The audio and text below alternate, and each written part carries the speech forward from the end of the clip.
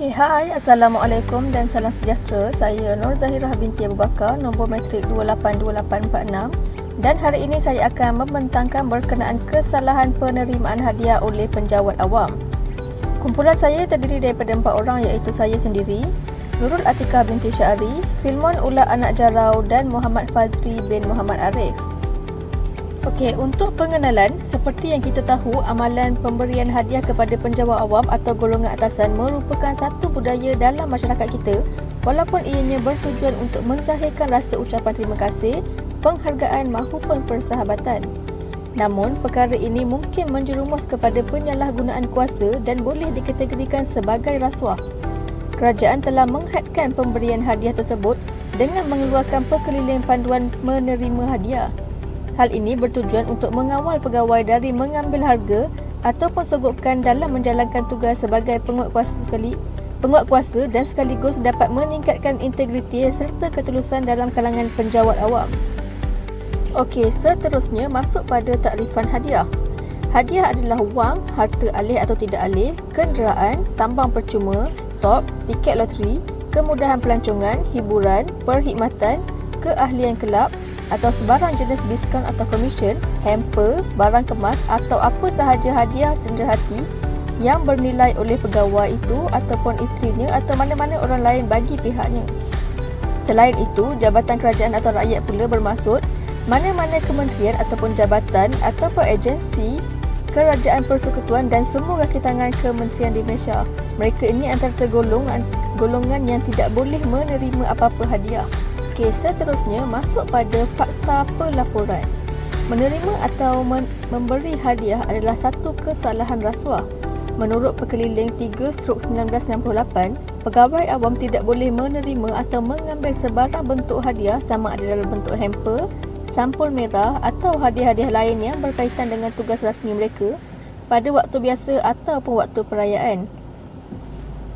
Penjawat awam hanya boleh menerima pemberian bukan rasmi tertakluk pada syarat nilainya kurang daripada 1/4 daripada gaji atau kurang daripada RM5 Malaysia 500, kecuali itu adalah hadiah perkahwinan, pertunangan atau persaraan.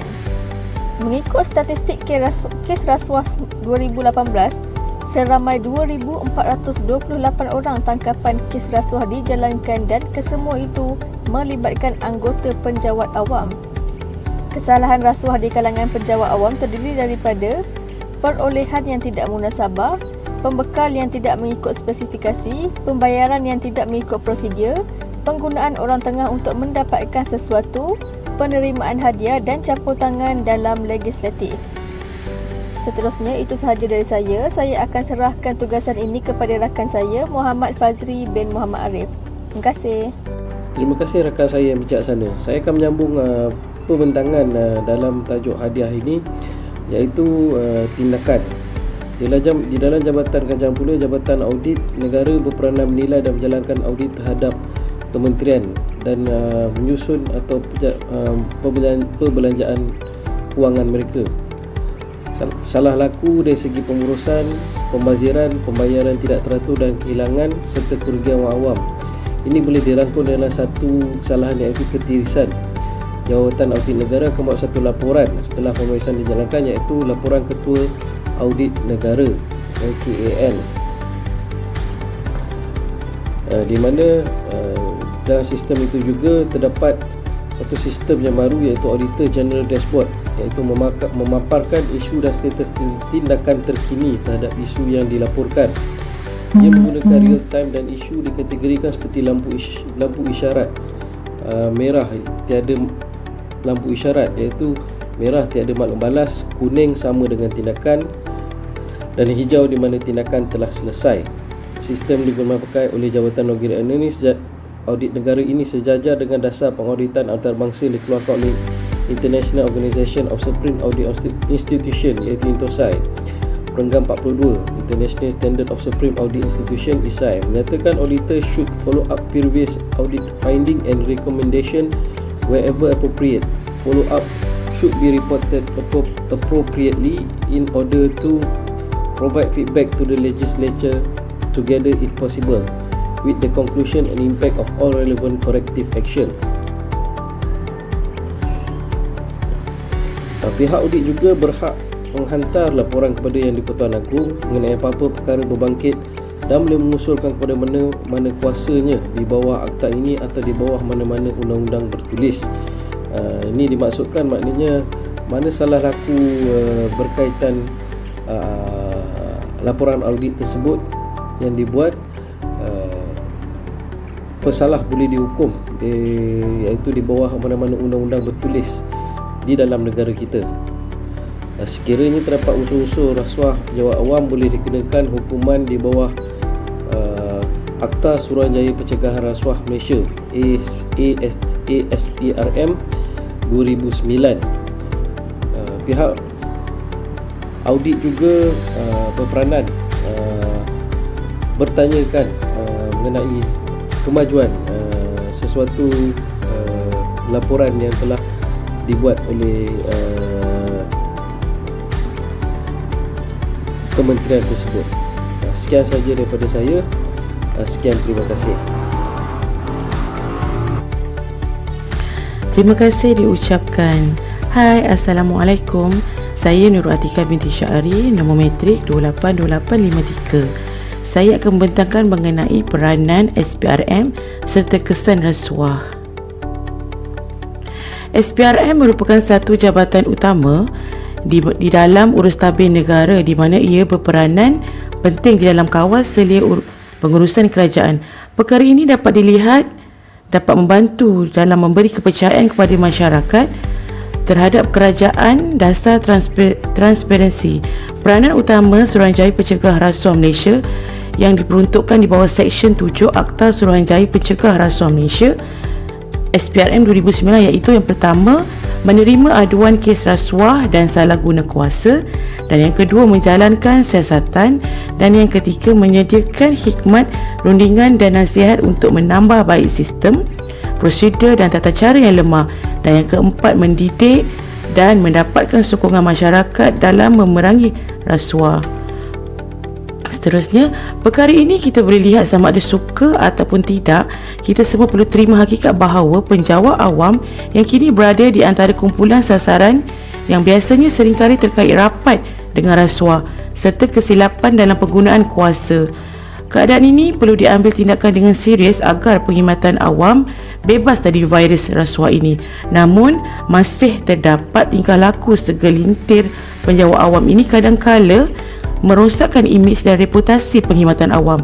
Tindakan berat terhadap penjawat awam akan dikenakan jika mereka ini ditemui dan tenggelam dalam kekotoran rasuah.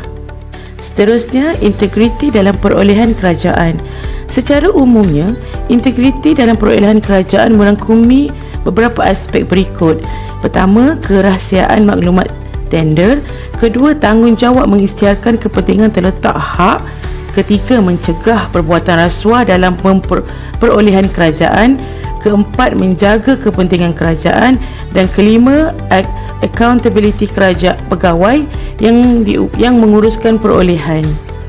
Di sini aspek-aspek yang perlu dititik berat di bahagian perolehan kerajaan dan SPRM dalam melihat kelompongan di setiap aspek, dan ia merupakan kelemahan di dalam pentadbiran kementerian. Perkara ini berlaku apabila SPRM menerima aduan tentang rasuah. Aduan tersebut akan ditapis dahulu mengikut status keadaan yang dijangkakan ialah sama ada aduan itu akan berpindah kepada bahagian siasatan, bahagian perisikan ataupun pejabat pendakwaan.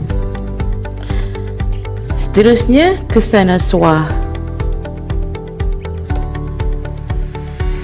Aktiviti rasuah yang tidak dikawal mempunyai kesan buruk secara langsung di mana-mana organisasi.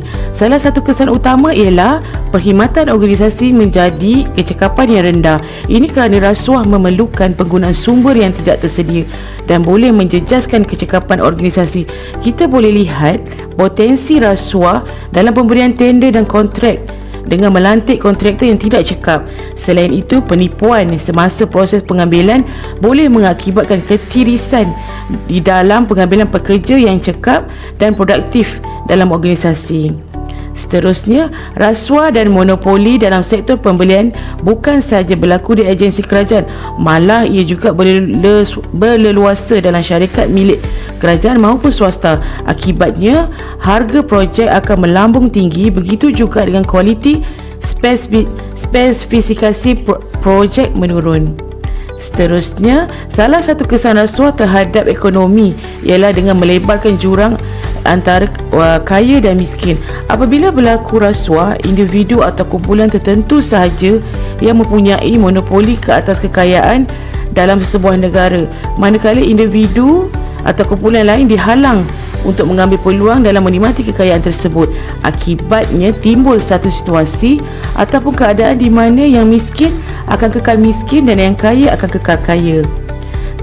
Seterusnya, isu rasuah menjadi batu penghalang kepada pelabur asing untuk melabur di negara yang sedang membangun seperti negara kita Malaysia.